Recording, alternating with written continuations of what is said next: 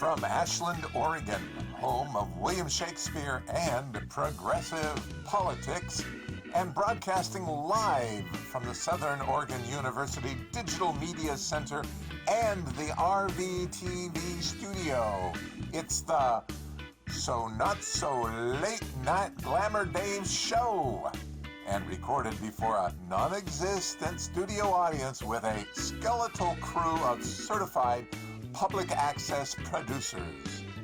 You can expect to see tonight's guests, whoever they may be, the Glamour Dave Comedy Players, and the Rogue Valley Public Access Orchestra. Now, here's your host, David Glamour Dave Nienow. Hello, Rogue Valley, and welcome to another edition of the So Not So Late Night Glamour Dave show. I'm your host, David Glamour Dave Nienow, and this is the second segment of tonight's Friday Live show.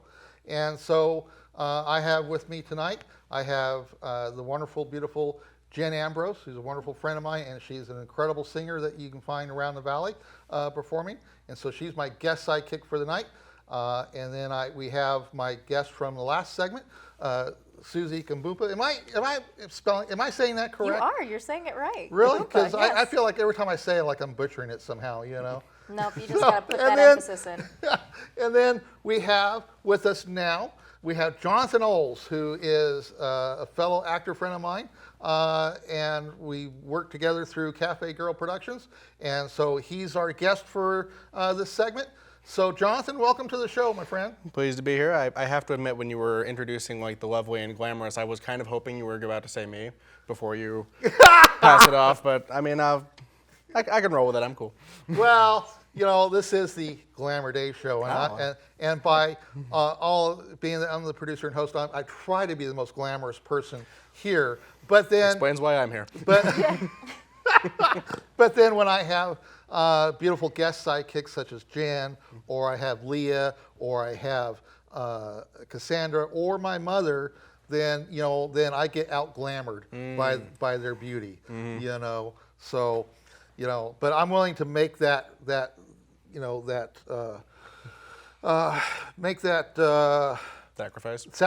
Yes, that's the word I was looking for. There you go. To make that sacrifice on behalf of my show and the beauty of my guest sidekicks that I have. You are a brave and generous man. Well, it is a Glamour Dave. There you go. There you go. And if it generates a laugh, then I've achieved my primary objective, right? So, you know, and apparently I've done enough, generated enough laughs for this show to recently been selected as Best TV Series by the Global India International Film Festival. Oh, wow. So making this show an international award-winning comedy talk show. The only such show here in the Rogue Valley. So, There you go. There you go. So, and for the 10 people watching right now, you know, I'm sure that's like really impressive to them. You're too. witnessing history. That's right, yeah. So Jonathan, you and I met through Cafe Girl Productions. And so you work through Cafe Girl, and you're working on the Doctor Who fan-based web series. With Susie here. Yeah, and you are like an evil bounty hunter character. Yes, I am playing Orion, the cybernetic-eyed, half-man, half-robot, gun-toting bounty hunter. Yes. It's a lot of fun. Yeah, and you basically hunt down Time Lords. I do. You got something against Time Lords, or you know? I mean, John personally does not. Sure. No sass. I'm wondering how much I can say if it hasn't been released yet. You can't. I can't. Oh, cool.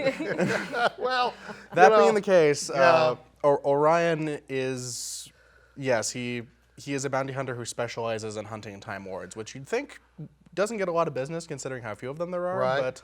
But I would imagine that for the few that are out there to be hunted down, that there's probably a good financial lucrative reward at the end, right? Oh, yeah. I mean, that seems to be the basis for wanting to get into that field. It's one of those, if you're really good at it, you only have to do it once, you know? Right, yeah.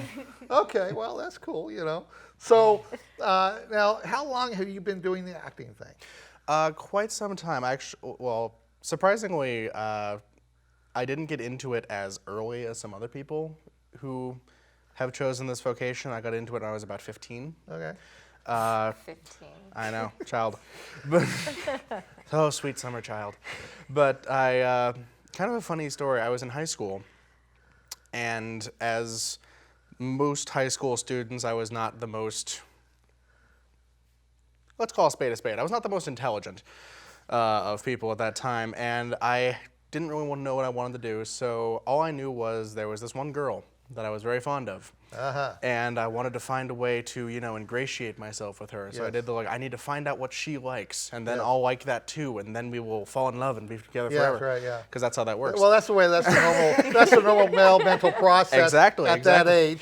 Right? Stalk her, read her mind, and then step for profit. Yeah. But found out that she was in the theater class, and I said, I'm going to sign up for theater, and that's my grand master plan. Yeah. And then I got into theater and almost entirely forgot about her because I was enjoying theater more than I enjoyed her company, and that kind of told me all I needed to know about that particular relationship. Yeah, right, yeah. Well, that's the normal kind of thought planning process that guys have at the age, right? It's like you want to get the girl's attention, so you do something like, learn to play guitar, get in a band, do something that, that gets the attention of the girl that you're hung up on in high school. Skydiving, Dave. Yeah, no, that doesn't fall into play. Not in high school. That never occurred to me in my high school days. Doesn't fall into play. No, it does not fall. Yeah, there you go. There's that Susie humor I've learned, the last couple of years. Now, I understand that the two of you have worked a lot together. One might say that. that. That is a term that one could use, yes. Yes. And the rumor that's come around my way is that the two of you hate each other's guts.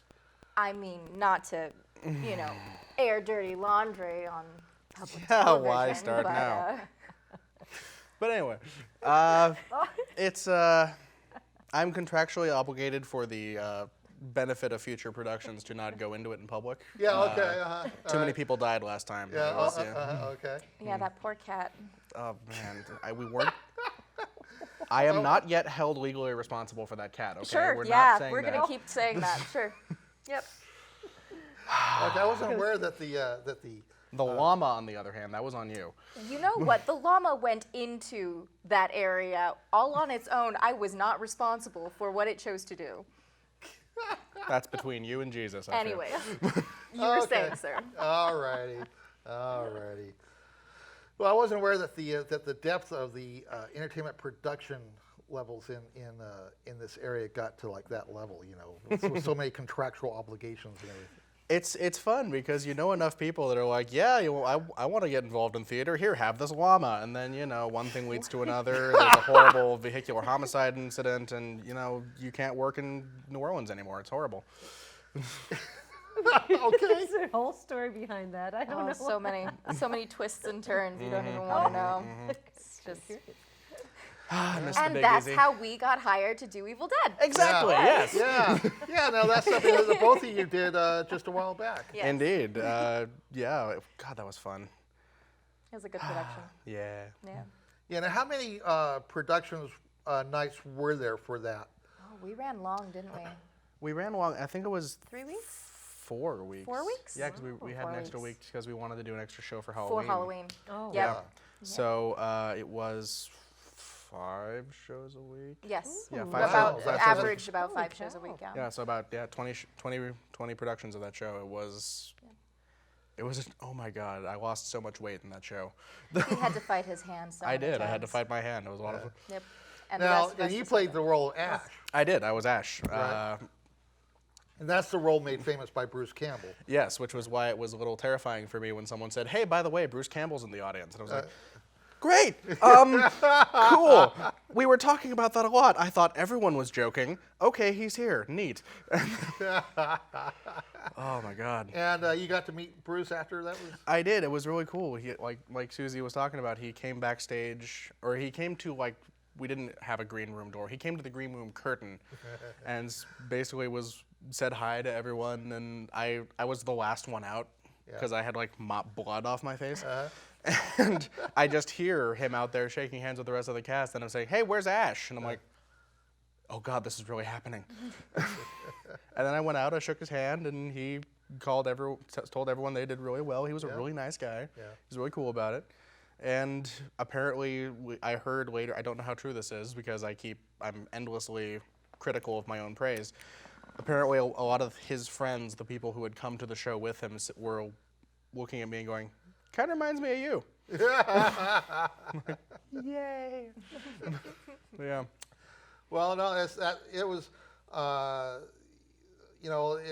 except for all the work I do at the studio, it really prevents me from making it out at night to the theater productions. That was one in particular that I would love to have be able to see. And I kept hearing really good comments from various people that had attended the show. So that by far probably has to be like one of the most popular productions in the Valley in the last year. I mean, just since, based on just my connectedness to everyone I know now, right, in the local acting scene. And, so that's a great achievement for the both of you for what you achieved with that. It was a lot of, I was just really happy because the Randall Theater where we did the show, they have their own dedicated fan base, essentially, people who know about them and will go to their shows. Evil Dead was the first show that had a more broad appeal. Yeah. It was like people who had never heard of the Randall Theater were seeing ads for Evil Dead, the musical, and they're like, what? And then we got this whole group of people to come see the show, like a lot of people come see the show who had never been to the Randall Theater before. Now, was that at the Randall Theater's New space. new space? Yeah, right. that was our first production in the new space, and so it was a little bit of a risk. Yeah. And we managed to fill up every single seat that we had almost Wow, every night. that's really great. We christened it with gallons of blood. Yeah, Tons well, of blood. hey, Tons. that's one way to do a christening, right? Yep. Now, that's a lot of shows that you did, basically, right? Now, is that kind of typical of the local theater scene in terms of when a show production is done, that you have that many planned productions for that long a period of time? It sort of ranges depending on the time of year and depending on what else is going on. Usually it's about 4 weeks. Right, okay. Yeah. 4 to 5 shows a week, Yeah. Now, in this production, did you have any lost lines, memory moments that Never, of course. No! We're professionals. How dare you even suggest such a thing? Yes. All him. I was perfect every single time. I mean, yeah, it Nick was Walker me. was also in it. Yeah, actually. Nick Walker was in that. Yeah, our lovely he Dr. forgot Who. his lines all the time. It was almost like he couldn't say a word. It was It's almost like the strange. script had him saying nothing for half the show. It was Almost. one of the running gags was he'd start to say a thing and then she'd cut him off, which was good because she does that anyway. I don't and then- understand what you're talking about. I never do that. No, I mean it. Anyway. I mean it. I never do that. I never cut anybody off ever. So if no, we were I going, mean it. No, seriously, John. You have to just. I agree No, with what. I think I understand what you're Yeah, saying. I think yeah. I get what you're trying to say. That's a good working partnership right there. Yeah. Well, then for a production like that, how long did it take you to rehearse and pull it all together before your show? You're implying that we had pulled it all together before our first show. I'm assuming so. It ranges from about 6 to 10 weeks. Okay. Yeah. I think we had 8. Yeah, we had it like right in the middle of rehearsal period. It was, honestly, there's this school of thought about how much time you need to rehearse a show. There's obviously the school of thought, which is the more time you have to rehearse a show, the better off you'll be.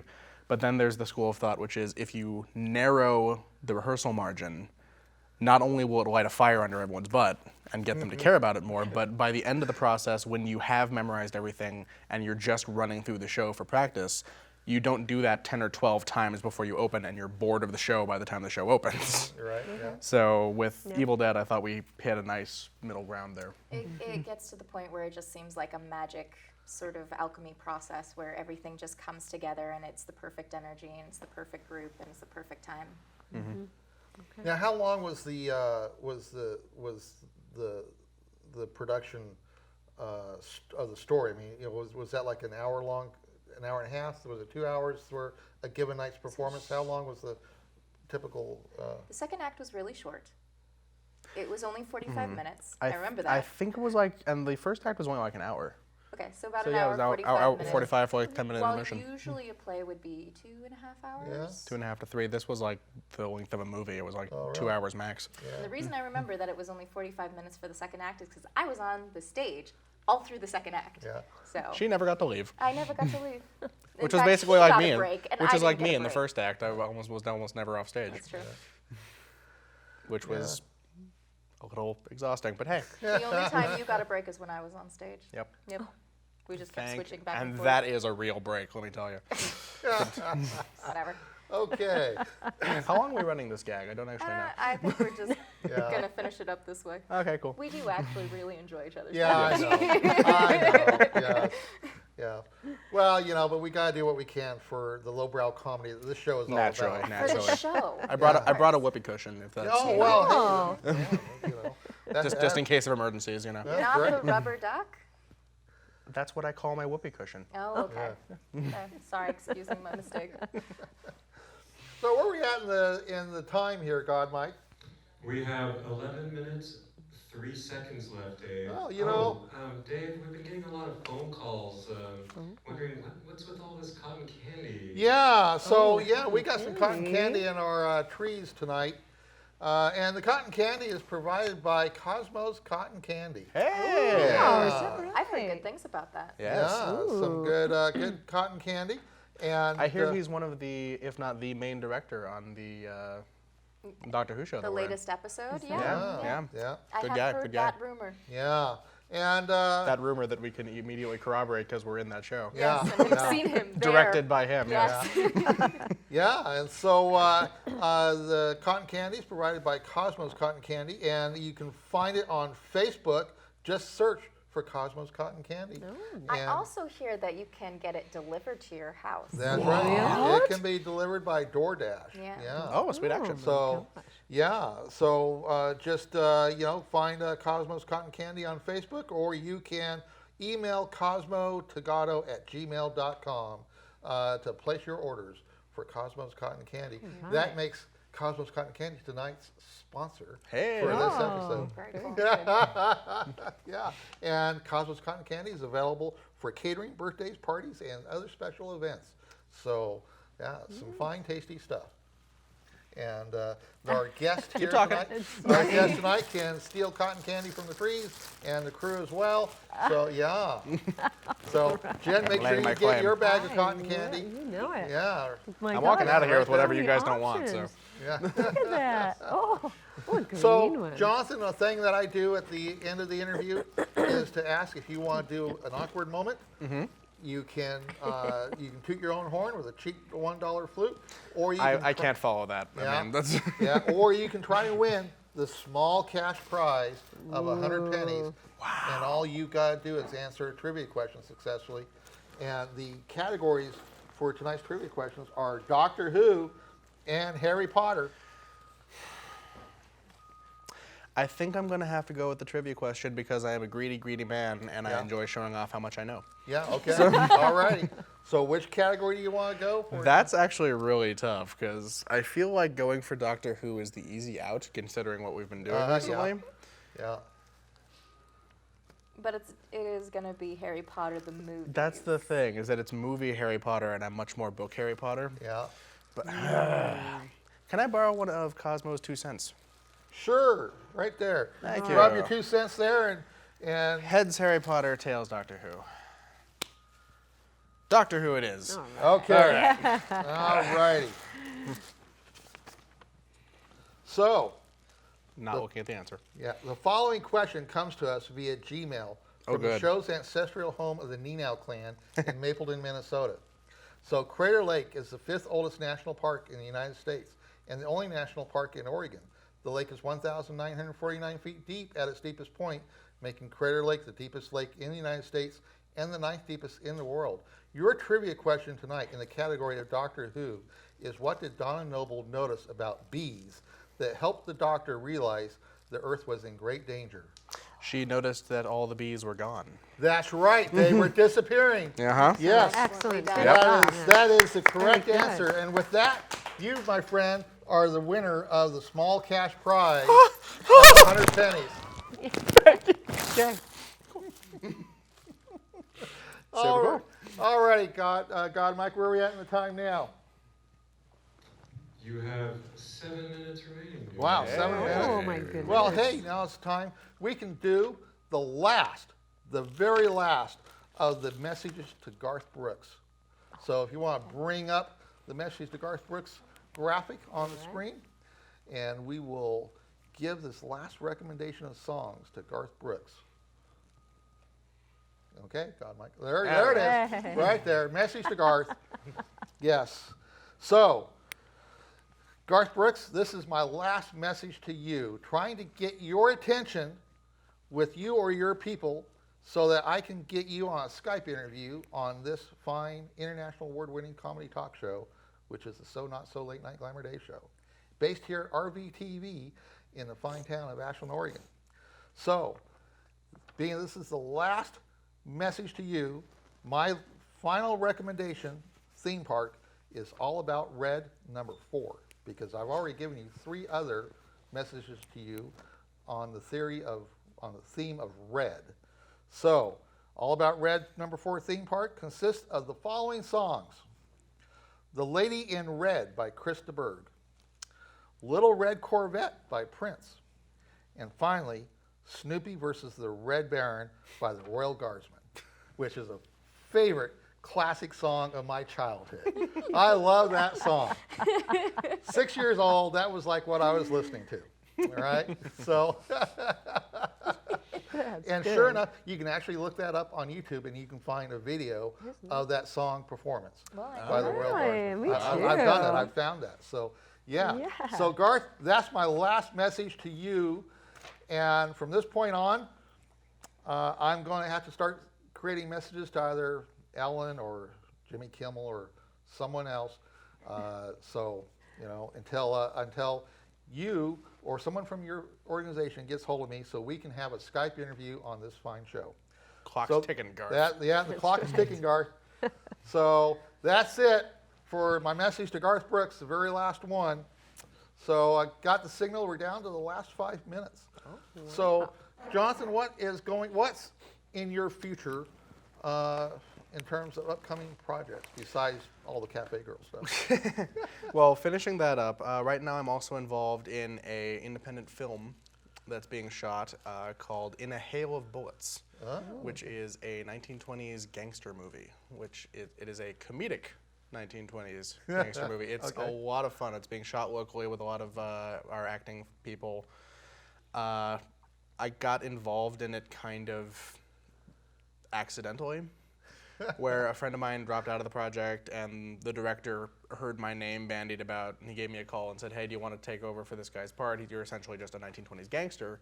I said, "Yeah, that sounds like fun. I get to dress up, I get to wave guns around, I get to get shot maybe at the end. That'll be fun." And Don't give anything away. I'm not giving anything away, but I have never worked on a project this large before, and between the time commitment is significantly more than I thought it would be, shall we say. And it's that said, it's still a lot of fun, and I think it's going to be a really great project. Cool. Is this great. is this going to be a full feature? Full feature. Wow. All right. Yeah. Well, we like to see those kinds of products and projects going on here in the Valley, but they don't occur often enough. Indeed. So that's cool to get yourself in a project like that. It's a great project being directed by a very talented man named Aaron Nicholson. Okay. And I'm pretty sure you can find it on Facebook or all around the internet. I highly recommend that when it is finished and it is being shown. I know he plans to show it at various film festivals. Find the time to go watch it. I'd really recommend it. Yeah. I'll cool. just tune out for all the scenes where I'm on camera. It'll be great. So when is that expected to be done? Do I you have know? no idea. It's been shooting for like the last 4 years. Oh, They're still really? shooting it now. Yeah. Yeah. It's one of those kinds of Yeah, full it's feature project. independent movies. You Yeah, gotta that's shoot right. like make hay while the sun shines kind of deal. Yeah, that's right. Yeah. Well, cool. I mean, it sounds great. It sounds like it'd be a fun project, and we look forward to seeing A lot it of when fun, it a lot gets done. And any theatrical things coming up down the road, or? Not so much. I've been acting in theater pretty much steadily for the last 8 to 10 years, and it's starting to wear on me a little bit. Yeah, you need to take a break. It's gotten to the point where I finally just, like after Evil Dead, I finally just put my foot down and said, I need to stop and remember what life is like without theater for a while. I remember what real life is like. Yeah. So It's a good end show, though. It was a good swan song. It was Yeah. really nice Yeah. to go out on something that big and successful. It was really nice. But yeah, There's so many good actors and so many wonderful people to work with. yeah, it was a lot of fun. Yeah. Well, it sounds, you know, I mean, you've got, you know, it sounds like you got a good future ahead of you still in terms of what you're wanting to do, and that's cool. And I certainly enjoy, have gotten to know you and working with you through Cafe Girls. It's been a lot of fun, particularly seeing you doing the Orion thing. And I'm getting the message, the signal that we're down to the last 2 minutes. Wow. What do we do? Jeez, I don't know. What do Sometimes we I don't know do? what the hell to do with myself at this point in time. So, How about you, David? We've been talking about ourselves a lot. How about you? What have you been up to these last couple? Apparently. There you go. my Let's turn life the is- interview. My life is here at the studio. If I'm not home, I am here. So I am working on this year's Christmas special, the second annual RVTV Christmas special. Well, hey. So just did the first phase last weekend, got one clip created, and I did some like intro stuff for the special. And next month I get a 6-hour production block here at the studio and trying to get some various entertainers and things to be done. And I'll be doing more clips, more production blocks in the summer, in the fall. I'm trying to get this all together and be able to deliver it to the studio before Thanksgiving. Very cool. So, Yeah. 45 seconds remaining. Yeah? Grrr. okay. Well, I will use this time to let the Road Valley know that I am in need of a new cleaning lady. The cleaning lady I have had come in at the end of the show to kind of clean up is still in Hawaii doing whatever the hell she's doing in Hawaii. And so I am in need of a new cleaning lady. And so I'm taking applications. And just email me at david@glamourdave.com and with the subject cleaning lady. And we will see who we can get to come in at the end of the show and clean up after this fine crew. So, so is that it? Are we at the end here, God Mike? It's over, Dave. Okay, well, Rolling the end credits. all righty. Bye, Road Valley.